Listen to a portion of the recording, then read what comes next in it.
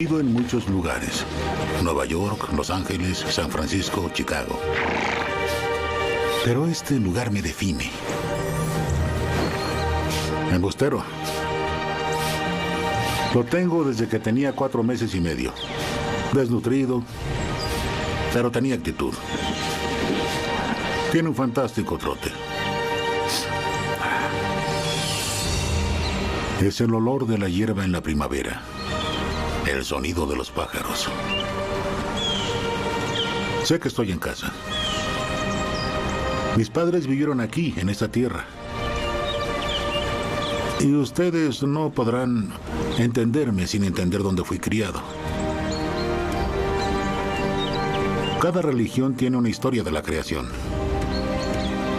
Así que, ¿qué nos dicen esas historias sobre lo que somos y de dónde venimos? Voy a viajar para descubrir dónde comenzamos. Jerusalén se concibe como el Edén, como el paraíso. Para desenterrar las raíces más antiguas de la civilización. Esta es la parte maya. Este es el génesis de la historia maya. Para localizar el origen de la religión misma. La gente literalmente vivía con sus ancestros.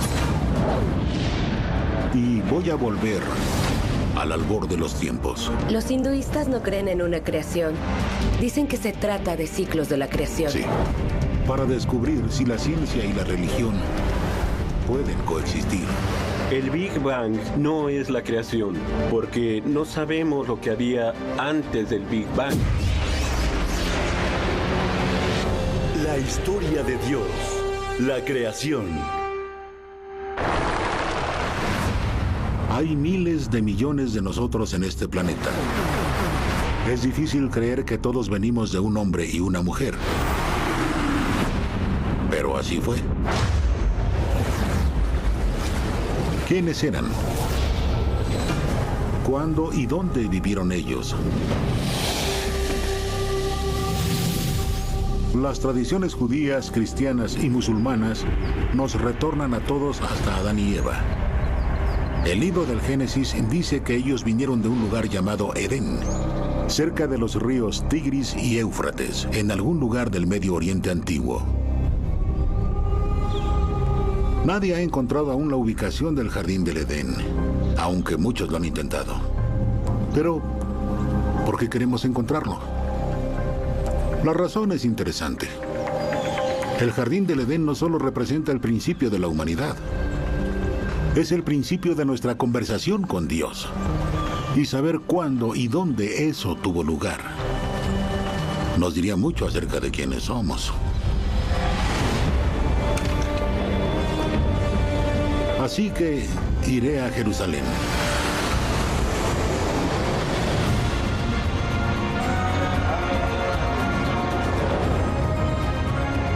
Esta es una de las ciudades más antiguas del mundo. Hay evidencia de que hay gente viviendo aquí desde hace más de 7,000 años. Hoy en día es el centro religioso del mundo judío. Fue aquí que el Génesis fue escrito hace ya unos 2,500 años. La arqueóloga Jody Magnes me va a llevar a la iglesia del Santo Sepulcro, donde hay un enlace poco conocido con el Jardín del Edén.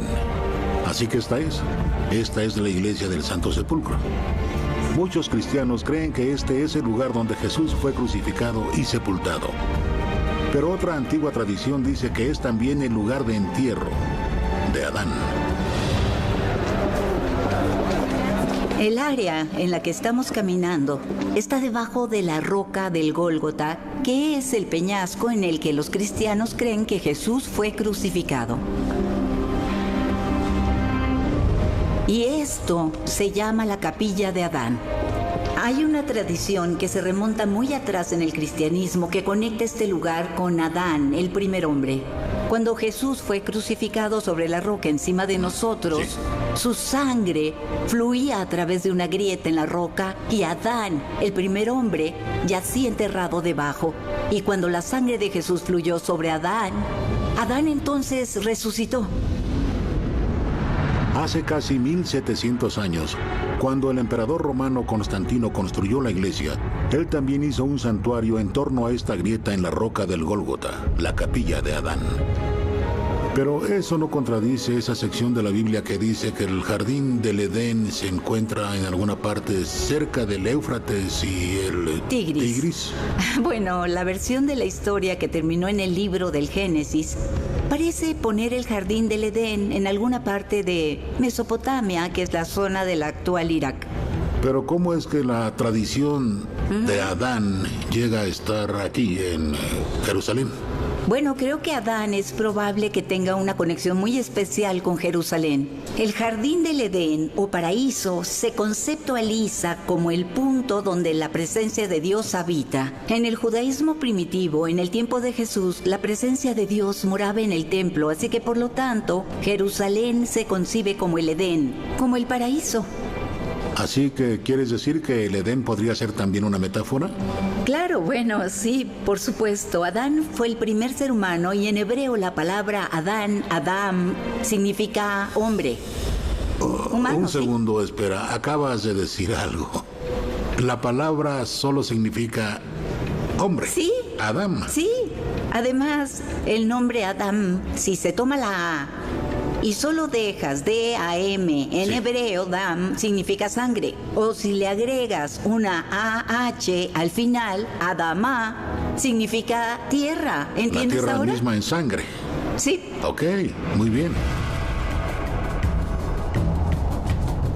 ¿Podría la historia de la expulsión de Adán y Eva del jardín tener también un significado metafórico?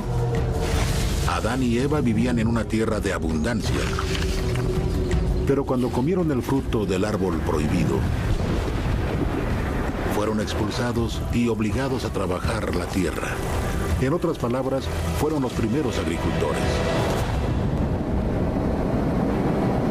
Iré a una región donde los investigadores están desenterrando algunas de las comunidades agrícolas más antiguas de la humanidad, el centro de Turquía. Estoy interesado en saber si el nacimiento de la agricultura y el nacimiento de la creencia en Dios están conectados. ¿Podría este haber sido el Edén?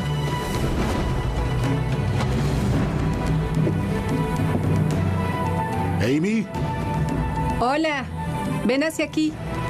la arqueóloga Amy Bogart ha estado excavando con un equipo aquí en Çatalhöyük durante 2 décadas. Bienvenido. Gracias. Así que Çatalhöyük es un asentamiento de 9,000 años de antigüedad. 9,000 años de antigüedad. Increíble, ¿cierto? Así que en su extensión máxima tiene unas 13 hectáreas. Eso sería como 20 campos de fútbol. Ok. En extensión. Sí. ¿Campos de fútbol de la NFL o fútbol soccer? No lo sé. Tal vez de soccer. Ok. Bueno, todos son más o menos del mismo tamaño. Sí. Sí. Se puede ver que estas casas están densamente apiñadas. No hay mucho espacio entre ellas. No hay espacio alguno entre ellas. Así es. No tienen ventanas ni puertas. Cada casa tenía su propia entrada por ¿En arriba. serio? Sí. Çatalhöyük era una ciudad que no tenía calles. Las personas que vivían aquí caminaban por la ciudad sobre los tejados. En los techos era también donde trabajaban. Los residentes de Çatalhöyük fueron los primeros citadinos del mundo. Pero yo quiero saber si también fueron algunos de los primeros creyentes. ¿Creían que su mundo había sido creado por un dios? Amy me lleva a una casa que puede contener las respuestas. ¿Qué es ese punto? El agujero con un borde rojo que se ve bastante definido. ¿Tiene una razón determinada? Es una especie de rasgo típico que se encuentra en Chatal y se trata de un nicho para ocultar cosas como el dinero de obsidiana, vidrio volcánico, porque es un valioso material de corte. No se encuentra en todas partes. Cierto. Los escondites más importantes que los arqueólogos han encontrado en Çatalhöyük están debajo de las áreas de dormir. Ok, ¿qué son esos agujeros que están ahí? Esos son lugares de enterramiento, fosas comunes, donde... Espera. Un ser humano no va a caber ahí. Un bebé tal vez.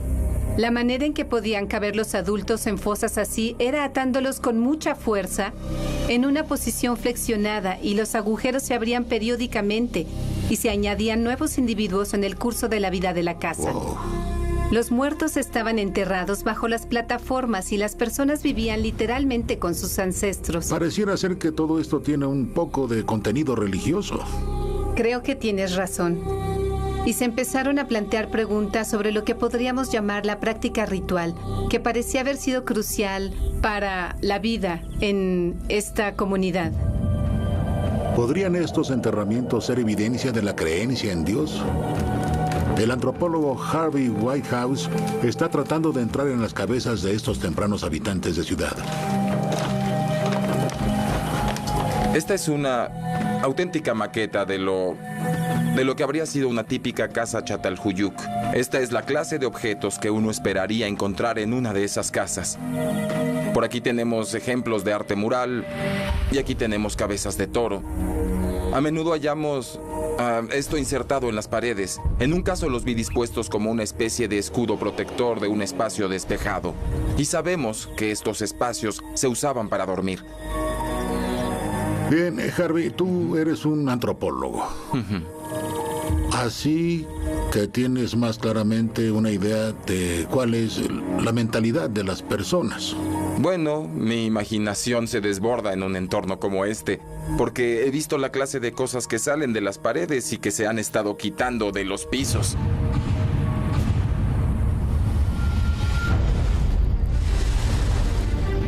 Sabemos que hubo rituales muy interesantes rodeando el entierro de restos humanos, pero esos objetos serían periódicamente, en muchos casos, sacados. ¿Qué era lo que hacían con ellos? No lo sabemos, pero eran sacados con mucho cuidado y reemplazados. Es casi como si esto no fuera solamente una vivienda, sino una especie de casa-templo. Usaste esa palabra. Templo. Templo. Bueno, ¿qué es un templo? Diría que una especie de entorno en el cual se lleva a cabo el ritual de vida de una comunidad. Y creo que eso es lo que sucede en estas casas. Aquí en Çatalhöyük había toda clase de rituales, sobre todo rituales de enterramiento.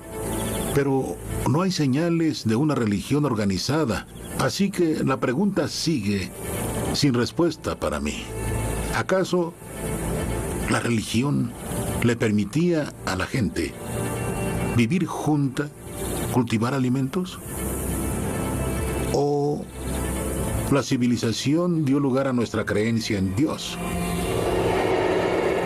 Mientras estaba en Çatalhöyük, oí hablar de otra excavación a pocos cientos de kilómetros al este, que puede tener la respuesta para mí. Es un sitio de 11.000 años de antigüedad que se encuentra entre los ríos Tigris y Éufrates, la ubicación bíblica del Edén. Ahora estamos en el recinto el mejor conservado de los recintos que tenemos aquí. Los datos de radiocarbono van hasta más o menos 9.400 antes de Cristo. Se llama Göbekli Tepe. Y aquí puede ser que encuentre evidencia de los primeros momentos en que los humanos adoraron a lo divino. Los arquitectos de la Edad de Piedra construyeron 20 sectores monumentales hechos de grandes pilares en forma de T. El arqueólogo Lee Clare dirige al equipo que trata de descifrar sus misterios. Los dos pilares centrales están en medio de un edificio redondo y en la pared que lo rodea, a intervalos regulares, vemos más pequeños pilares T. Animales temibles fueron tallados en algunos de los pilares, pero las formas T de las piedras pueden representar la forma humana. Podrían ser hombres o podrían ser dioses. Si te fijas bien arriba, la T es la cabeza. Y luego tenemos al lado la parte ancha, el brazo bajando. Se ve una hebilla de cinturón aquí. Podrían ser antepasados mitológicos, también podrían ser las primeras deidades, los primeros dioses a los que estas personas adoraban en esta estructura circular. Lee y la mayoría de los arqueólogos creen que estos círculos de piedra fueron usados para los rituales, pero nadie parece realmente haber vivido aquí. Las personas de Göbekli Tepe eran cazadores y recolectores nómadas, no agricultores asentados. Así que, ¿por qué construyeron un lugar permanente para el culto ligado a un solo lugar? Es una de las preguntas que nos hacemos sobre este sitio. ¿Por qué vinieron ellos? Lo cierto es que en este momento las comunidades fueron creciendo más y más y había más presión sobre los recursos locales y cómo las comunidades crecían. Había un riesgo de conflicto. Las personas tenían problemas para mantener un registro de las relaciones de los grupos. Con el crecimiento de la población, personas que apenas se conocían entre sí tuvieron que trabajar juntas. Esa era una receta para el conflicto.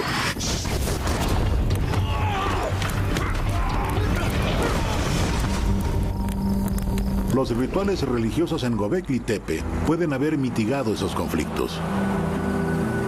Tal vez por primera vez en la historia de la humanidad, las personas de diferentes grupos se unieron en torno a las creencias compartidas y en esos primeros momentos de formación de la religión pudieron haber compartido historias de donde todos venimos.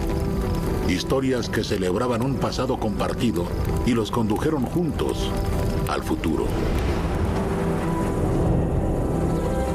Göbekli Tepe tiene indicios del nacimiento de la adoración religiosa de hace más de 11.000 años. Mucho antes de que hubiera musulmanes, cristianos, judíos, hinduistas, budistas. Las personas se reunían para hablar, comer, adorar.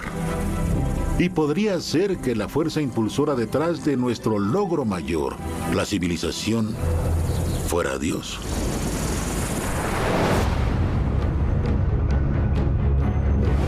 Pero hoy en día ya no compartimos una historia de la creación.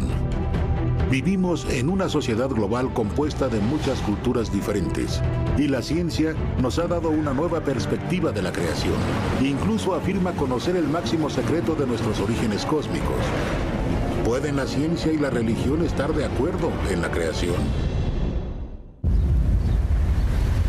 La historia de nuestra creación me ha intrigado desde que era un niño. Comenzó justo aquí, en una iglesia en Greenwood, Mississippi.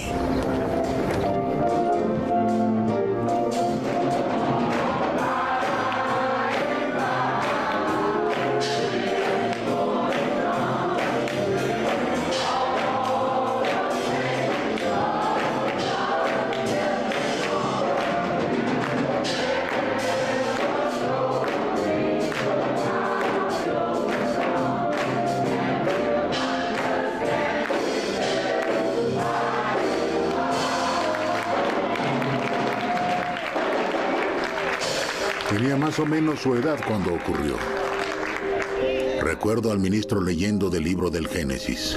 Hay 807.361 palabras en la Biblia. Y yo no necesito 807.000 palabras para creer en la Biblia. Sí, Sí, bien dicho. Sí. Solo hacen falta. Por supuesto. Estas palabras en el comienzo. Eso es. Claro que sí. Estamos de acuerdo. Dios, creo, ¿están todos conmigo? Los cielos y la tierra. Sí, tiene mucha razón. Pero para mí, este comienzo era un profundo enigma. En verdad te lo agradezco. En un momento no había nada. Y al siguiente, todo. ¿Te ves bien? Eres muy amable. Si Dios creó el universo, ¿quién estaba ahí para crear a Dios? Cuando me hice mayor, escuché que los científicos habían encontrado evidencia del Big Bang. De acuerdo con esa teoría, el universo entero surgió de un solo punto en un instante de vehemente creación. Y ahora que la ciencia sabe tanto acerca de nuestros orígenes cósmicos, ¿qué lugar hay para las creencias religiosas en el inicio? Quiero saber acerca de la historia islámica de la creación. Así que voy a ir a El Cairo.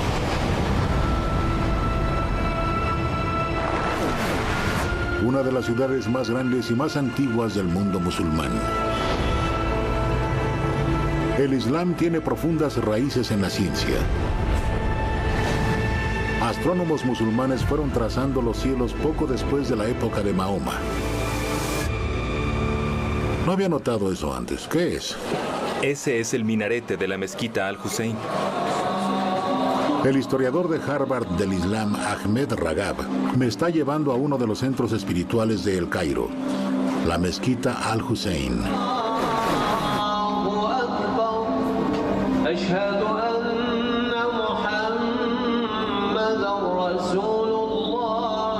Comienzan formando líneas, todas de frente a la Meca.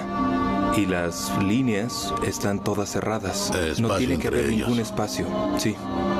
En otras palabras, deben estar muy cerca uno del otro. Los musulmanes vienen aquí cada día para dar gracias a Dios por todo lo que Él crea. Y después, algunos van a la vuelta de la esquina a la vieja cafetería de hace 2 siglos y medio, el Fishawi. Háblame sobre cuál es el concepto islámico de la creación. En el Islam, el principio de la historia comienza con una inmensa nube de humo. Y el cielo y la tierra fueron sacados del interior de ese humo. Y entonces la tierra, después de eso, fue formada tal como luce, antes de que todos los seres fueran creados. Qué interesante. Eso es muy cósmico. ¿Cierto? Uno piensa de inmediato en las nubes de polvo, en el cosmos que formaron los mundos. Así que estas ideas sobre esas inmensas nubes y las cosas que salieron de ellas son realmente muy poderosas en una gran cantidad de tradiciones mitológicas en todo el mundo. Y esto es parte de la narrativa islámica de la creación. En el Islam, el momento de la creación existe junto a la visión científica de la formación de la Tierra. Lo mismo es cierto para tradiciones mucho más antiguas que el Islam.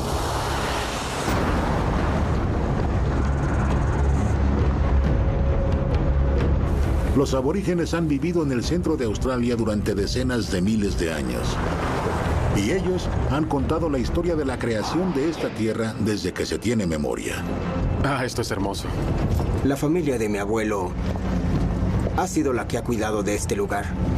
Y ahora eso me ha sido pasado a mí. Warren Williams y el pueblo Arrernte llaman hogar a este lugar. Este lugar es muy grande, tendrías que verlo desde el espacio. Debe verse por imagen satelital. Pues sí. El astrónomo cultural Dwayne Hamaker intenta conectar historias aborígenes de la creación a la ciencia moderna. Así que Warren lo lleva a donde sus antepasados dicen que todo comenzó. Un barranco en forma de cuenco llamado Norala.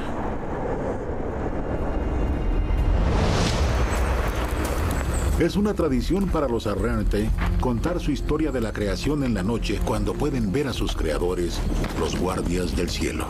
El cielo esta noche va a estar realmente bien. Ya está apareciendo.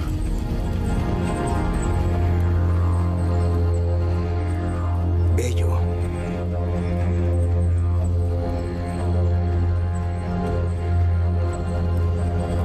La historia tiene lugar en una era llamada el soñar, cuando los guardias del cielo vivían en la Vía Láctea. El soñar es un periodo de la creación cuando todo estaba empezando, cuando las damas estaban bailando en una ceremonia y una de ellas tenía un bebé en sus brazos.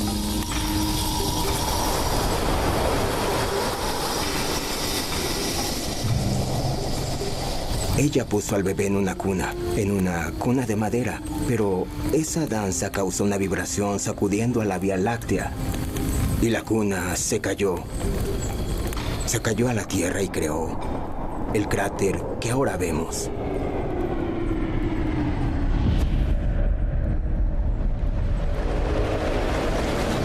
Esto es fascinante porque, según los científicos, era un asteroide o un cometa, lo que cayó al suelo.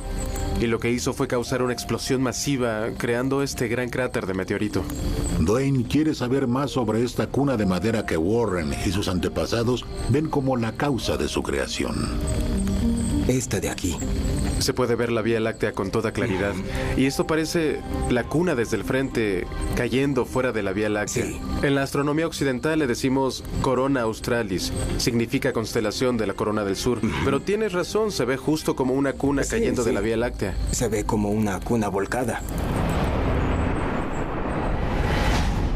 Al amanecer, Dwayne le pide a Warren que le muestre exactamente dónde aterrizó el bebé. ¿Es por aquí? Sí. Veamos.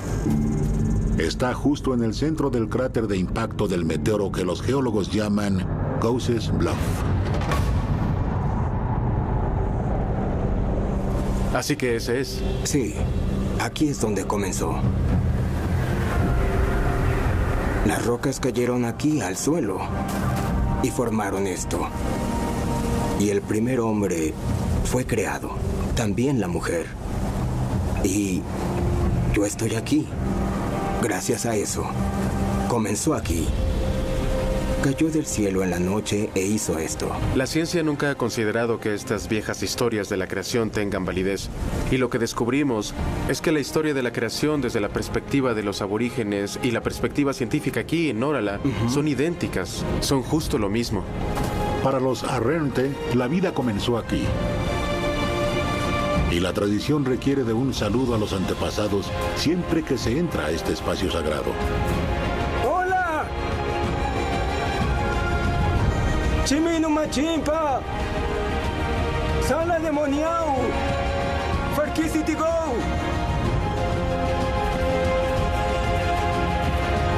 La ciencia puede vivir lado a lado con las historias aborígenes e islámicas de nuestros orígenes. Ahora siento curiosidad sobre la ciencia y la historia de la creación judeocristiana. Así que he viajado a Roma, donde el impresionante techo de la Capilla Sixtina de Miguel Ángel representa el libro del Génesis. En 6 días, Dios crea la luz. Hace al sol y a la luna y crea al hombre.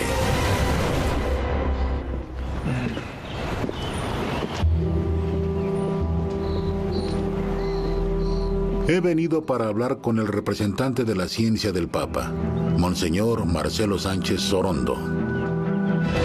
Así que usted es el canciller de la Pontificia Academia de las Ciencias. Exacto. ¿Cuándo dio inicio eso y por qué? 1603. ¿En el año 1603? Así es. Y el líder de la primera generación fue Galileo. Y la idea era tener una nueva academia para desarrollar la razón científica de las cosas. Así que tenemos los dos diferentes enfoques de la idea de la creación. Tenemos el Génesis y tenemos el Big Bang. El Big Bang no es la creación precisamente porque no sabemos qué era lo que había antes del Big Bang. Mi pregunta exacta. Y por esta razón, la creación no tiene nada que ver con el Big Bang. La otra cosa es la idea de que la Biblia no es un concepto científico de la creación. O sea que la ciencia no puede probarla o refutarla. Exacto. Se dice que en la Biblia está la idea de la creación, pero en el sentido geológico de la creación, no en el sentido científico. Gracias, se lo agradezco. La Iglesia Católica ya no ve el libro del Génesis como la descripción literal de la creación. De hecho, el primer científico en proponer el Big Bang, Georges Lemaitre, era un sacerdote y miembro de la Pontificia Academia de las Ciencias. Entonces, ¿cómo encaja exactamente la creencia en Dios en la cosmología moderna? Así que, increíblemente, este alto techo abovedado es como alcanzar el cielo. Sí, en cierto sentido. Esta es una representación del cielo. De un cielo teológico. Me encuentro con el padre Giuseppe Tanzelaniti, un científico en el Observatorio del Vaticano. Me siento en verdad fascinado por usted. Usted es un astrónomo. Y es un hombre santo también. Sí, mi campo de estudio eran las radiogalaxias, cuásares, los objetos extragalácticos. Y ese era otro tipo de cielo. Recuerdo que cuando tomábamos un espectro de las galaxias, solía rezar durante la espera por el espectro. Y decía, Dios, te doy gracias por este maravilloso universo que nos diste. Debe haber llegado en algún momento a preguntarse sobre la naturaleza de la creación. Nosotros pensamos que hay como un gran cisma entre el sentido bíblico de la creación y, en otras palabras, el sentido científico. El Big Bang y todo es muy diferente. La creación desde un punto de vista teológico es perfectamente compatible con el Big Bang, porque siempre se necesita una primera causa. Dios el Creador está fuera del espacio-tiempo. Es antes de cualquier tiempo. Así que el acto de la creación nunca es un último acto, porque la creación es la forma en la que Dios mantiene continuamente al universo. Para Giuseppe y otros como él, la cosmología no solo permite la posibilidad de la creación divina, ofrece nuevas maneras de entender a Dios como el maestro del espacio y el tiempo.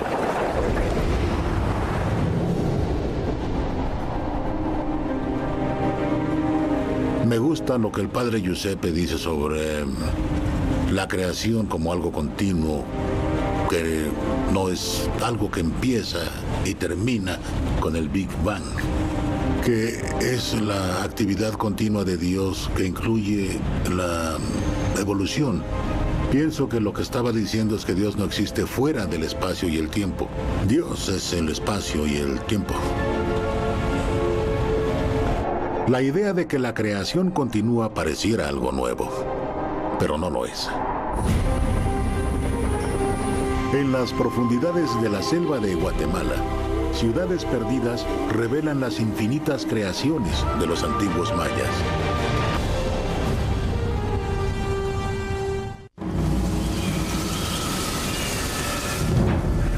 ¿Y qué tal si no hubo un momento de la creación, sino muchos?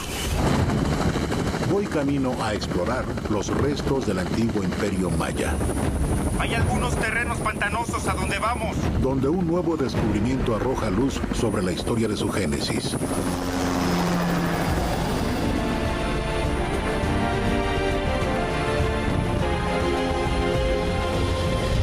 Hay pocos caminos a través de la densa jungla del norte de Guatemala. Pero el arqueólogo Richard Hansen me dice que hace 2000 años, esta fue una de las grandes ciudades del mundo. Pensamos en Los Ángeles y Nueva York como ciudades modernas, pero no tenían la misma perspectiva de sus propias ciudades. Claro. Tenían sistemas de suministro de agua, autopistas. Ah, sí, no estaba las primeras autopistas en el mundo. Bienvenido a El Mirador. Esta pirámide es una de las estructuras más grandes del mundo en términos de volumen. Tiene algo más de 1 kilómetro de largo en la base.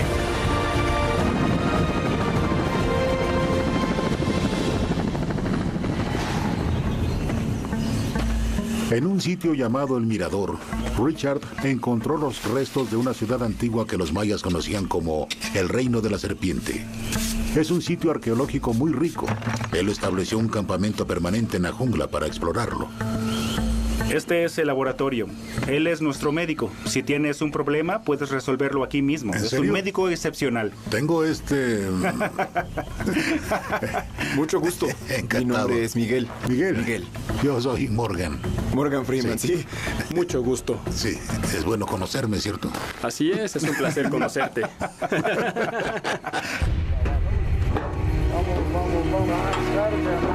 Ya podemos irnos. ¿Listo? Estamos listos. Hagámoslo. Richard me está llevando a ver algo que ha descubierto recientemente. Bien, esta es una de las excavaciones más interesantes que tenemos ahora. ¡Oh, no puede ser! Este es arte que fue tallado en estuco, cientos de años antes de Cristo. Y tiene escenas increíbles que muestran todo el panteón de la religión maya. Así que estamos hablando de que esta de aquí es la historia real de la creación. Esta es la Biblia historia del Génesis maya. con las deidades necesarias para contar la historia. Sí, esto es increíble. Porque si solo piensas en el hecho de que esto no fue realizado en el siglo XV o el siglo XVI, fue hecho hace 2000 años cuando menos. Esta es la versión más antigua de la historia sagrada de los mayas sobre la creación que jamás se haya encontrado. La atención se centra en dos nadadores llevando una cabeza cercenada. Es esta cabeza de aquí la que nos dio la idea de quién podría ser en primer lugar. Creemos que este es Hunahpu. Es el padre de los héroes gemelos que sirve a todo el proceso de la creación.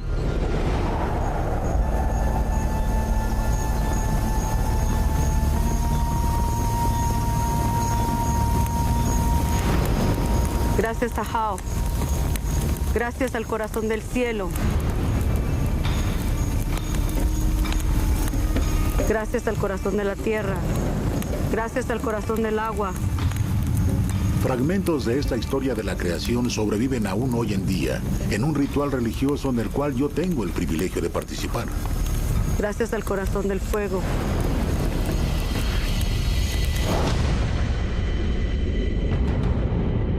El ritual recuerda la saga del dios del maíz, que es engañado para bajar al infierno, donde es decapitado. Sus hijos, conocidos como los héroes gemelos, van a rescatarlo. Pero solo pueden llegar al infierno siendo convertidos en cenizas. Las cenizas representan a los héroes gemelos. Ella mezcla el maíz con las cenizas y lo hace dentro del agua. A medida que sus cenizas se hunden en las aguas subterráneas, los héroes gemelos se regeneran. Ellos regresan a la tierra con la cabeza del dios del maíz y la plantan en el suelo.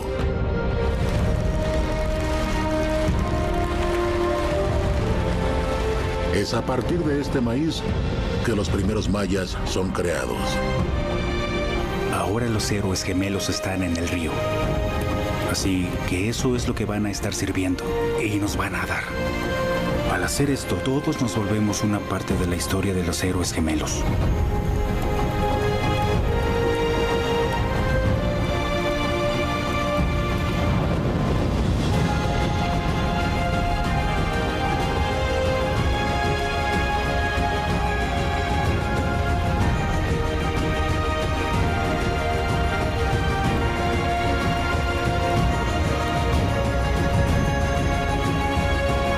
Nosotros no realizamos rituales para celebrar a Adán y Eva, pero los héroes gemelos fueron cruciales para la cultura maya. Su historia de muerte y renacimiento estaba ligada al crecimiento de su cultivo básico, el maíz. Un acto de creación del que los mayas dependían cada año.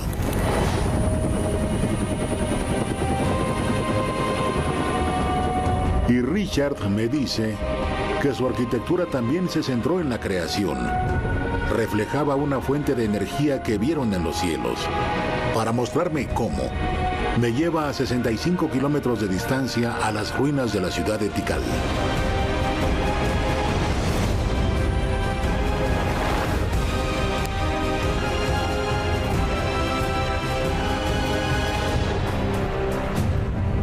Los templos aquí están organizados en grupos de 3, una triada.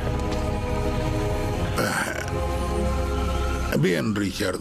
Ahora siento que aquí había un patrón, pero algo falta. ¿Qué me estoy perdiendo? Bueno, hay un patrón, Morgan. Este de aquí es un patrón definido y es consistente a través de los siglos. Hay un gran edificio por aquí con la escalera vuelta hacia adentro.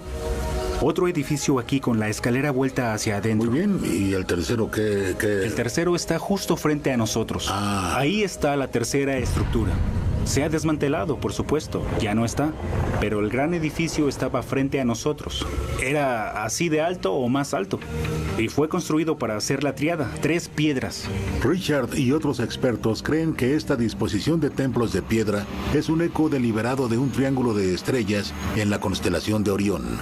En el centro de las 3 estrellas está una nebulosa ardiente, una nube cósmica de la creación de estrellas. Sabemos por los mayas contemporáneos que hay un corazón corazón celeste en el interior de Orión. Está en la constelación de Orión. E incluso hoy en día, cuando los mayas encienden un fuego tradicional, comienzan marcando 3 piedras. Un fuego de la creación emana de su centro, al igual que lo hace con la triada de estrellas en Orión. ¿Estás diciéndome que los mayas tienen esta triada, esta manifestación de la creación por la constelación de Orión? Diríase que eso es lo que estaban haciendo. Sabemos que estaban muy conscientes de 3 estrellas primarias, por lo que los mayas fueron capaces de duplicar ese modelo con estas 3 piedras, en estas 3 estructuras. Y eso se está repitiendo una y otra vez. Están atándonos a los cielos. Simbólicamente están dejándonos ver la creación.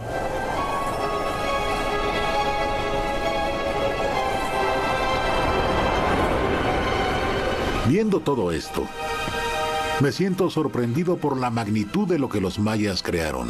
Enormes ciudades, pirámides colosales. Era una civilización cuya religión estaba centrada en la creación y en la continua regeneración de la creación. Y aún así, todo se derrumbó. Todo lo que los mayas crearon colapsó.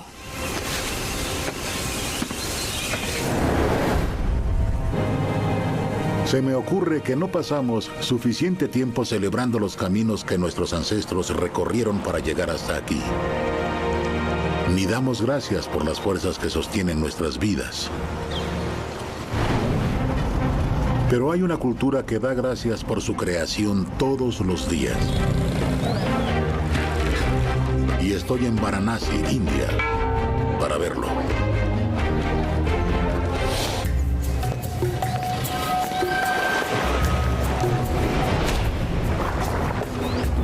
La India es el hogar de millones de hinduistas, la tercera fe más grande del mundo. Tiene muchos dioses y muchos relatos de la creación.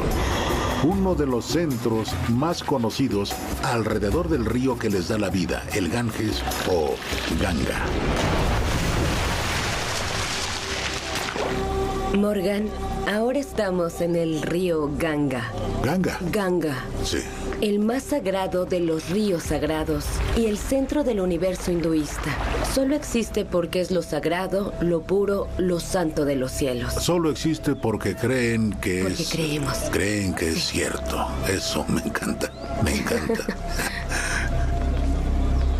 La historiadora Benda Paranjape me lleva hasta un santuario en Ganga.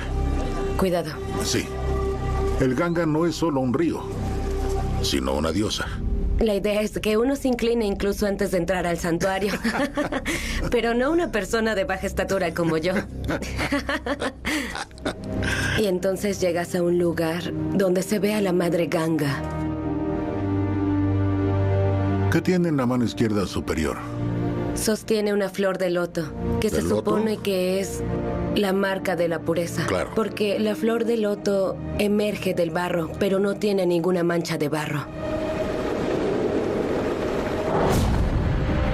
En el comienzo, los hinduistas creían que Ganga fluyó hacia los cielos, pero se hallaba cautiva por el dios creador Brahma.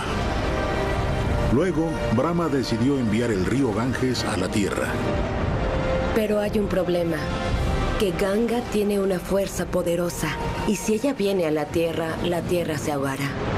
Así que el dios Shiva bloqueó la caída de Ganga, recogiendo sus aguas entre las trenzas de su cabello. Así que Shiva abrió solo un rizo de su cabello y el Ganges fluyó. Ella es la madre, porque de ella nace todo. Este río sagrado llegó del río en el cielo al que llamamos la Vía Láctea. Dicen que la Vía Láctea en realidad es un reflejo que ves en esas aguas que están todavía más allá. Los científicos han fechado al universo con cerca de 14,000 millones de años, aproximadamente. Los hinduistas, ¿cuánto le dan? Los hinduistas no creen en una sola creación. Dicen que se trata de ciclos de la creación. Claro. Y la creación primordial podría ser de hace como 8.6 mil millones de años. Claro. De hecho, toda esta creación es muy difícil de comprender.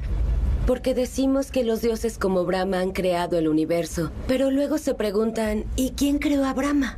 Claro. Entonces, esa es siempre la pregunta. La creación apareció y luego los dioses aparecieron.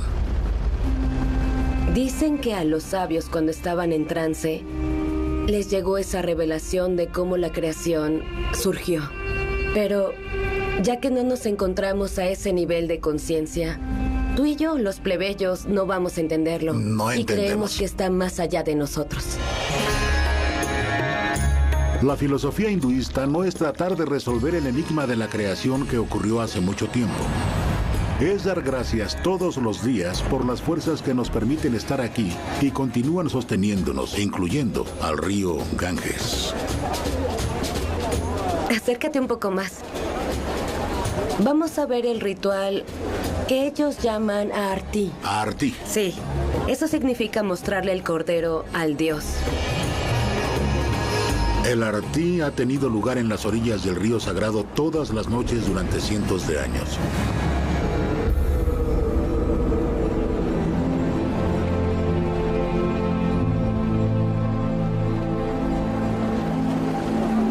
La oración dice así: Dios, eres como mi padre, eres como mi madre. Toda mi existencia eres tú. Toda mi existencia eres tú. Tú, soy como una sombra.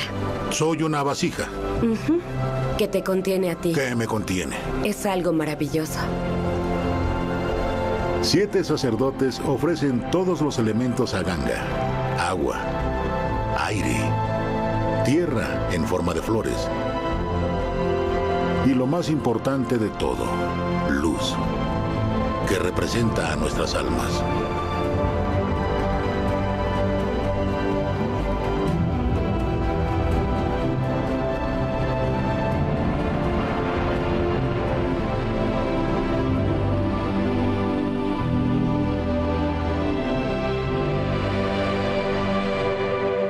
A medida que la ceremonia acaba, la gente se reúne a la orilla del agua para colocar la luz de sus propias almas en una pequeña embarcación. Esta es nuestra forma individual de ofrecernos a nosotros mismos al río. Y velas que se llevarán a nuestra alma al río. Es la luz de mi alma. Mi alma. Y le digo que la lleve a donde quiera que crea que será bueno para mí.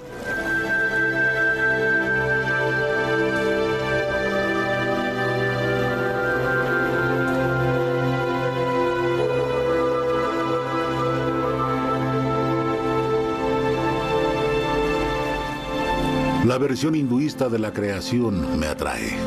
Dice que los dioses no estaban todavía, incluso en la creación original.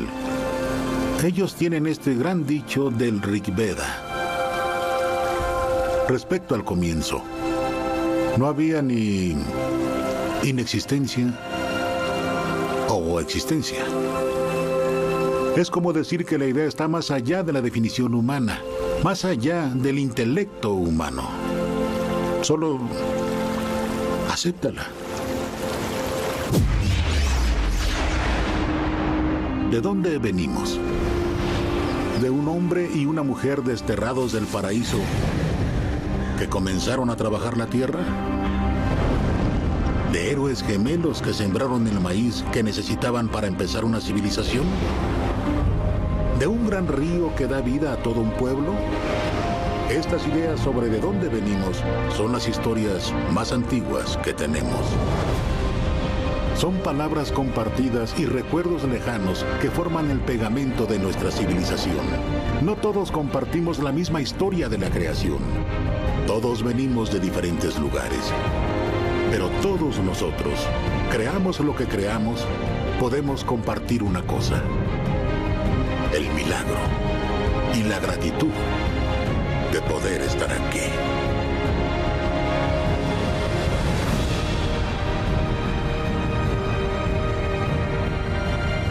Es mi ferviente esperanza que la gente abra sus corazones y mentes y que vea que nuestras creencias no tienen que dividirnos. Ellas tienen el poder de unirnos, de permitir que juntos logremos cosas notables. Como era en el comienzo, es ahora y lo será siempre. Un mundo sin fin.